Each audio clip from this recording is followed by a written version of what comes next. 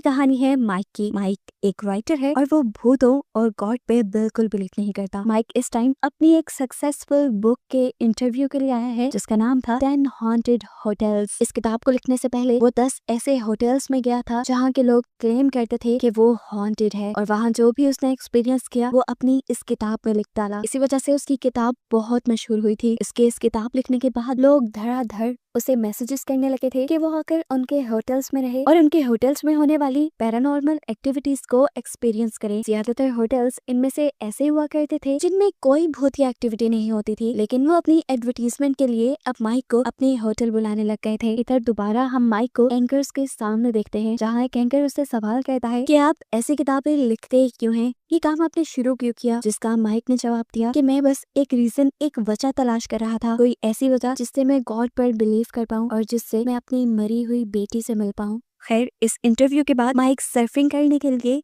सी side पर चला जाता है जहाँ समुद्र के लहरों के बीचों बीच सर्फिंग करते हुए एकदम से उसका ध्यान किसी और सोच में चला गया और पीछे से आने वाली बुरी लहर ने उसके सर्फिंग बोर्ड को ही उल्टा दिया, जो जोर से उसके सर पर टकराने की वजह से वो वहीं बेहोश हो गया। बेहोशी में माइक डूबता जा रहा था और इसके बाद सीन कट होकर दिखाया गया कि समुद्र के लहरों ने माइक को लाकर जमीन पे लापटा है। माइक को यहाँ होश भी आ गया था, लेकिन अभी पूरी तरह वो हर चीज को समझ नहीं पा रहा था। तभी दूर से एक इंसान उसके पास आया जो उसकी मदद करना चाह रहा था, लेकिन तभी माइक ने खांसी की, उसके मुंह से पानी निकला और वो बिल्कुल ठीक हो गया। वो मौत को बहुत करीब से देखकर आया था, लेकिन इसके बावजूद भी उसको ज्यादा सदमा नहीं हुआ था। बड़े ही आराम से वो एक कैफे में जाता है, अपने लेटर बॉक्स में से लेटर्स निकालता है और उन्हें पढ़ने के लिए बैठ जाता है। काफी सारे लेटर्स तो एक तरह की इन्विटेशंस थी जिसमें लोग माइक को अपने होटल्स में बुला रहे थे इन्वेस्टिगेशन करने के लिए, और ये सभी माइक को बकवास लगे सिवाय एक के। ये डॉल्फिन होटल से आया था। इसके अंदर होटल की तस्वीर थी